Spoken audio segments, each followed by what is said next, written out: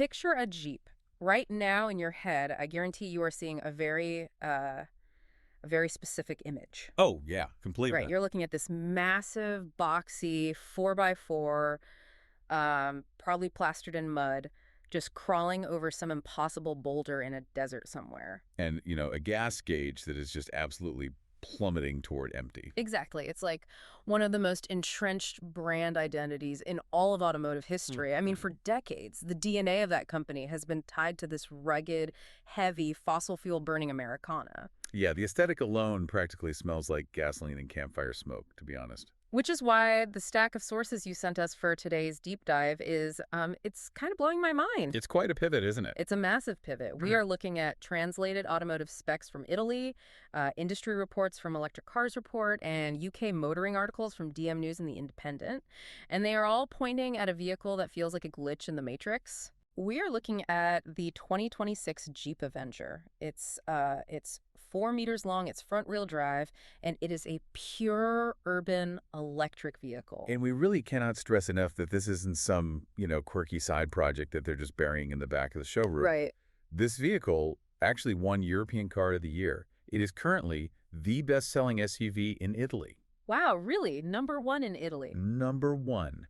It is completely redefining who walks into a Jeep dealership and, critically, what they're paying when they get there. So that is our mission today. We are going to figure out how the ultimate off-road brand managed to build the ultimate European commuter car. Yeah. We aren't just going to rattle off a standard car review. We're going to really tear this thing apart and look at the economics, the battery chemistry, and the physical engineering that makes this pivot work. Because if you want to understand where the entire automotive industry is heading right now, this specific car is it's basically the perfect case study. It really is. So let's unpack this, because to understand how Jeep pulled this off, we actually have to start as far away from the dirt trails as possible. Exactly. We have to start with the spreadsheet. Yeah. Because if you look at the DM News article in your stack, the most disruptive thing about this EV is the sticker price. Yeah, let's get into the wallet problem. Yeah. Because for years, the narrative around electric vehicles has been pretty universal. You pay a massive premium up front, and eventually, maybe you claw that money back in fuel savings over time. If you're lucky. Yeah. Right. But the numbers you provided us tell a completely different story. In the UK, the fully electric 2026 Jeep Avenger now starts at 28,499 pounds on the road. Which is a highly strategic number. Yeah. I mean, that places it in direct, fierce competition with its own corporate siblings. All because of Stellantis, right? Exactly. You have to remember that Jeep is now owned by Stellantis, which is this massive global mega corporation that also owns Fiat, Peugeot, Vauxhall, Alfa Romeo, you name it. So by sharing the underlying platform with cars like the Fiat 600e and the Alfa Romeo Junior, Stellantis basically spreads the research and development costs out across all those brands. Economy of scale. Precisely. That is the foundation of that low sticker price. But the 28,499 pounds isn't just because of corporate part sharing. The sources heavily emphasize this new Ban 2 electric car grant from the UK government. Yeah, that's a huge piece of the puzzle. It launched in July 2025, right? Taking over from the old plug-in car grant. But what exactly is the strategy behind this specific grant? Because it seems pretty targeted. It is. The UK government basically realized that subsidizing luxury EVs for wealthy buyers just wasn't moving the needle on mass adoption. Right. Giving someone a discount on a 90,000-pound Porsche doesn't really help the average driver. Exactly. So the Ban 2 grant is strictly capped. To even qualify, a car has to cost under 37,000 pounds, alongside meeting some pretty stringent battery sustainability metrics. Okay, so it has to be affordable and actually green. Yeah. There is a Band 1 grant for the absolute greenest, most specialized lightweight vehicles that gives 3,750 pounds off. But the Avenger hits the sweet spot for Band 2. And what does that actually get you? It automatically knocks 1,500 pounds off the list price. And right now, there are only about 40 models on the whole market that even qualify for that. Okay, but Jeep didn't just point to the government money and call it a day, right? Yeah, The sources talk about them, quote unquote, stacking incentives. they're being very aggressive here. They are matching the £1,500 government grant with their own £1,500 deposit contribution. Plus, they're offering 0% APR on PCP finance Which deals. is huge. Right. Now, I want to pause here for a second. For anyone listening who's outside the UK or Right. who, just buys their cars in cash, can you break down what a PCP finance deal actually is? Because it really seems to be the linchpin of this whole strategy. Absolutely. So PCP stands for Personal Contract Purchase, and it is how the vast majority of new cars are acquired in the UK today. Very few people buy cash. When you take out a PCP deal, you aren't actually buying the £28,000 car outright. You are essentially paying for the car's depreciation. The value it loses. Right. The value loses over a set period, which is usually like 3 or 4 years. So you put down a deposit, you pay a fixed monthly chunk for that lost value, and at the end of the term, you can either just hand the keys back and walk away, or pay a massive final balloon payment to keep it. So the monthly payment is basically the only number a buyer actually cares about. Precisely. And this is where Jeep's aggressive stacking completely flips the script. Because an EV holds its value differently. And because Jeep is subsidizing the interest rate to 0%. Right, free money. Exactly. And throwing in that £3,000 combined discount on top of it, the math just fundamentally changes. Wait, so with the stacked incentives, the EV is cheaper up front on a monthly basis than the gas version. That's like getting the latest smartphone for less than a flip phone. It really is. If the math works out like this, doesn't it basically make the petrol version obsolete for the average city driver? Well, it certainly changes the conversation at the dealership, which leads directly to that quote in the DM News article from Chris Cholmondeley. The managing director of Jeep UK. Right. He explicitly says the electric Avenger is now actually cheaper on a monthly PCP plan than its automatic petrol-powered equivalent. That is wild. It's the holy grail of the automotive transition. The industry calls it price parity. For a decade, the biggest barrier to EV adoption has been that psychological hurdle of a higher monthly payment. Right, people want to be green, but they don't want to go broke doing it. Exactly. By artificially pushing the monthly cost of the EV below the petrol version, Jeep removes the friction. You aren't asking the consumer to pay a premium for their environmental conscience anymore. You're appealing directly to their wallet. And it's completely altering their customer base, isn't it? Historically, Jeep buyers trended older and heavily male. But the sources note that the Avenger is pulling in a massive surge of female buyers and drivers under 40. Because they're offering that rugged aesthetic to a younger urban demographic that finally sees a financial reason to make the switch. But a cheap monthly payment is only a good deal if the machine actually functions in your daily life. 100%. If we look at the translated Italian technical specs in your sources, we need to ask if the physical engineering is actually keeping up with the economics here. Well, let's look at the running costs. Mm. Because the spreadsheet doesn't stop once you drive off the dealer lot. Right. If you are charging this car at home, the sources calculate it runs about 3 to 8 pence per mile. Wow. And compared to petrol. If you're driving a petrol equivalent, you're spending somewhere between 16 and 20 pence per mile. That is a chasm of a difference. And it explains why the electric cars report piece highlights how aggressively high-mileage drivers are adopting this vehicle.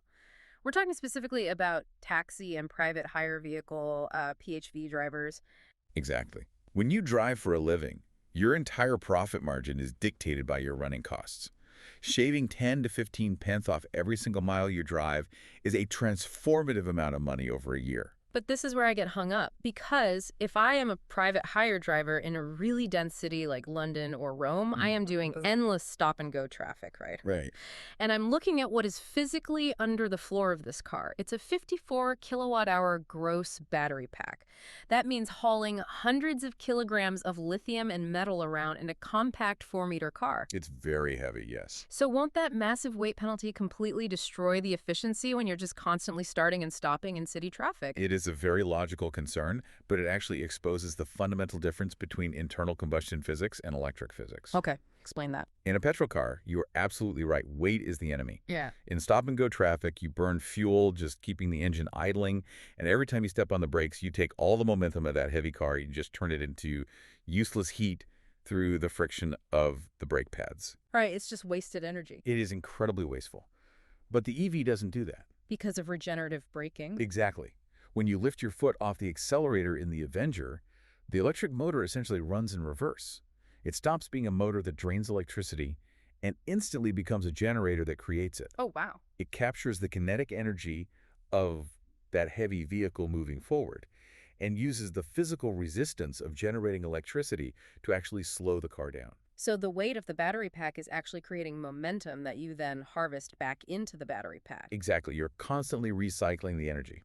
So while a petrol car's fuel efficiency plummets in city traffic, an EV absolutely thrives in it. That makes so much sense. The Italian specs actually note that while the official mixed WLTP range is 248 miles, WLTP being the global standard lab test for range, right? right, the car can actually exceed that 248-mile distance if it stays purely in an urban environment, purely because of that constant regeneration in traffic. That completely flips how you think about city driving. The traffic is essentially feeding the car. Yeah, it's pretty brilliant. Let's talk about the specific battery they are using, though, because the acronyms in these translated specs are pretty dense. It is an NMC battery provided by CATL and Stellantis. NMC stands for nickel manganese cobalt. Yes. Why choose that specific chemistry over, say, the cheaper LFP batteries we see in some other budget EVs? It really comes down to real estate. The Avenger is a tiny car. It's barely 4 meters long. You don't have a lot of space under the floorboards. True. NMC chemistry offers a much higher energy density than LFP, meaning you can pack a lot more power, that 51 usable kilowatt hours, into a much smaller physical footprint. But doesn't NMC degrade faster if you are constantly rapid charging it? Like a taxi driver might need to do multiple times a day? It can, definitely, if it isn't managed properly. But Stellantis paired this battery with a highly sophisticated thermal management system. Okay, what does that do? Think of it like a professional athlete's cooling system. The car actively heats or cools the battery fluid to keep the cells at their absolute optimal temperature, both while driving and while charging. Oh, so it protects it from getting too hot or too cold? Exactly. This protects the chemistry from degrading even during heavy repeated use. And that thermal management ties directly into the charging architecture, right? The Mm. motor is from eMotors, which is a joint venture between Stellantis and Nidec, and it utilizes a 400-volt system. Yeah. It pushes out 115 kilowatts, which translates to about 156 horsepower and 260 newton meters of torque. But why does the 400-volt part actually matter to the driver? Think of voltage like water pressure in a hose. If you want to push a massive amount of electricity into a battery very quickly without melting the cables, you need higher pressure. Right. That 400-volt architecture allows the Avenger to accept 100 kilowatt DC rapid charging. In practical terms, a driver can pull over at a rapid charger, plug in, and take the battery from 20% to 80% in under 30 minutes. So if you're driving for a living, that's just, grabbing a sandwich and a coffee. Exactly. It's a lunch break. Yep. And for the regular commuter, the standard 11 kilowatt AC onboard charger means you just plug it into your wall box at home, and it effortlessly fills up overnight on the cheapest electricity tariffs. And Jeep has integrated all of this into the driver's daily routine through software, too, which I think is fascinating. You can open the Jeep app on your phone, check your state of charge, and remotely precondition the cabin. Which is a huge deal for preserving your range in the winter. Right, because if it's freezing outside, you use the mains electricity from your house to heat the seats and the cabin before you even unplug the car. That way, you aren't draining your actual battery to warm up the car during the first 20 minutes of your commute. It's very smart. And it all runs through this 10.25-inch infotainment screen that receives over-the-air updates, so the car's software actually improves and gets more efficient over time. So if we look at the whole picture so far, we have a vehicle that is cheaper monthly than its petrol equivalent. It costs literally pennies per mile to run. It thrives in heavy city traffic, and it recharges in the time it takes to eat lunch. It is a phenomenal city car. It is. But I mean, this brings us to the elephant in the room, the existential crisis of this entire deep dive. Uh-oh, let's hear it. You have a brand built entirely on the concept of crossing deep rivers, scaling mountains, and conquering the wilderness. How do you shrink that into a 4-meter European city EV without completely losing the soul of the company? Like, is this thing actually a Jeep, or is it just a Stellantis hatchback wearing a Halloween costume? That is the most difficult line for their designers to walk, without a doubt. And to see how they manage it, we really have to look closely at the 2026 refresh updates that were detailed in the DM News piece. Okay. Because they are performing an absolute masterclass in translating rugged heritage into urban utility. Let's look at the aesthetics first, then. The front of the car still features that iconic 7-slot grille, which has been the visual signature of Jeep since, what, World War II? Yes, it's the very beginning. But for 2026, they've added LED backlighting to it, matching their larger Compass model. Inside, they've refined the cabin, softening the door panels, padding the lower dash, and adding this really chunky red rubber-coated surround for the select terrain dial. They also upgraded the technological safety net quite a bit. The 2026 model gets matrix LED headlights. How do those work compared to normal brights? Well, instead of a traditional high beam that just blinds everyone, matrix LEDs use individual light diodes that can selectively turn off. So you can literally leave your high beams on constantly, and the car's camera detects oncoming traffic and creates a sort of shadow box around the other cars. So you don't dazzle the other driver, but the rest of the road stays perfectly illuminated. Exactly. It's brilliant. And they added a new 360-degree camera system. But let's look at the physical stance of the car, because this is where the Jeep identity really comes into play for me. Even though this is a front-wheel drive EV, it does not sit low to the ground like a normal hatchback. It has 210 millimeters of ground clearance. Which is substantial for a car this size. Right. And the translated Italian specs meticulously list out the off-road geometry. It has a 22-degree approach angle, a 21-degree breakover angle, and a 35-degree departure angle. Yeah. Plus, it comes standard with hill descent control and these thick molded skid plates. So what is your takeaway from those specific dimensions? Because they are heavily advertised. Honestly, I think it's brilliant marketing, but maybe slightly absurd in practice. Look, a 22-degree approach angle is fantastic if you are rock crawling in Moab, Utah. But let's be totally real here. Who is taking a front-wheel drive baby electric crossover into the actual wilderness? Right. Not many people. I'm looking at these skid plates, the high clearance, and the 360-degree cameras, and it sounds to me like these features are entirely designed for a different kind of jungle. This isn't about surviving a dirt trail. This is about surviving terrifyingly narrow, multi-story car park ramps in central London. Yeah. It's about ignoring aggressive suburban speed bumps. It is essentially urban armor. Am I wrong? You are spot on. It is absolute urban armor. And honestly, Jeep is acutely aware of this. They know exactly where this car is going to spend 99% of its life. Right, outside a cafe. European cities are notoriously hostile environments for cars. You've got width restrictors, massive potholes, chaotic traffic, super tight parallel parking. The 360-degree camera isn't for spotting boulders on a trail. It's for squeezing between two delivery vans without scratching your paint. So they are basically selling a fantasy. I wouldn't say it's a fantasy. They are selling the feeling of capability. And one of the industry reports you provided, a Jeep executive described the Avenger's design philosophy as concentrated freedom. Concentrated freedom. I like that. I think that captures it perfectly. When you sit in this car, you sit up high. You are surrounded by chunky, protective cladding. You have a dial that lets you select different terrains, even if you never actually use it. It's psychological. It provides psychological comfort. You know you could tackle a rough dirt road if you absolutely had to. It's the automotive equivalent of wearing a high-end North Face jacket to walk to the local coffee shop. You don't actually need it to survive an avalanche, but it feels great to wear. Exactly. That's a perfect analogy. But they do back up that feeling with genuine lifestyle utility that bridges the gap between rugged and urban. Look at the cargo space. Yes, the boot space is 380 liters, which is highly competitive for a car this short. But the detail I really love is that the floor of the boot is reversible and one entire side of it is completely washable. Think about the practicality of that. A washable boot floor is obviously great if you actually do go hiking and have muddy boots. Yeah. But it is equally brilliant for throwing in a wet dog after a walk in the city park. Or, dealing with a leaky grocery bag or tossing in muddy football cleats after a match. It just makes life easier. They have combined the heritage of an outdoor brand with the mundane realities of their customers' daily lives. Add in the 34 liters of smart storage cubbies scattered around the cabin, and it becomes a highly functional tool. And they haven't entirely forgotten the diehard fans who want to loudly celebrate that heritage either. The 2026 refresh includes an 85th anniversary edition. Oh, yes. I was looking at the photos in the DM News article, and it is such a great aesthetic package. It features tartan seats, a tartan bonnet decal, gold finished bumpers, and alloy wheels, and they even put the classic original Willys Jeep logos on the wheel center caps. It's a massive nod to their World War II origins, wrapped around a completely modern, futuristic drivetrain. It's a really smart way to honor the past. It's also important to point out from the sources that Jeep is not forcing every single customer into pure electricity overnight.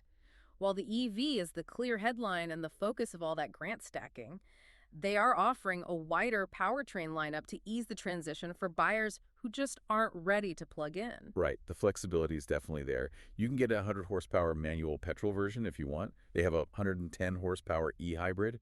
And for the people who absolutely demand all-wheel drive in their Jeep, they offer a 145 horsepower 4iZ model. That one is fascinating because it uses a petrol engine to drive the front wheels and an electric motor to drive the rear wheels. Exactly. So they really are meeting buyers wherever they happen to be on the electrification curve. It is a highly pragmatic approach to brand evolution. Okay, let's pull all of this together because when you step back and look at the whole picture these sources paint, the 2026 Avenger is so much more than just a new model year release. Jeep basically orchestrated a masterclass in adaptation. They took a brand completely defined by giant gas-guzzling 4x4s, and they managed to shrink that rugged DNA into a 4-meter, highly efficient European city car. Yeah. They leveraged Stellantis' shared platforms to keep costs down. They used aggressive government grant stacking and 0% finance deals to literally beat the monthly price of petrol cars. And they loaded it with urban-focused tech and battery chemistry that actually thrives in city traffic. And by doing all of that, they won over a completely new generation of drivers. It is a remarkable pivot. And looking at the evidence you've compiled here, it leaves us with a truly fascinating, almost philosophical question to consider regarding the broader automotive industry. What's that? If a legacy brand that is historically defined by massive, aggressive, fossil fuel-heavy vehicles can successfully pivot its entire identity into a compact electric urban commuter without losing its soul, what does that mean for the future of every other entrenched legacy brand? That's the billion-dollar question. What happens to car culture when the aesthetic of adventure and capability completely divorces itself from the need to burn gasoline? It's a brilliant thought to chew on. Can you still be a lumberjack without the axe? As long as you still wear the flannel? I love it. To you, our listener, thank you so much for bringing this topic to the table. The sources you provided were incredibly detailed and gave us a totally fresh perspective on how a historic brand navigates the modern world. We love doing these personalized deep dives, and getting to unpack the economics and engineering behind this shift was a true eye-opener. Keep asking great questions, keep exploring the details, and we'll catch you next time.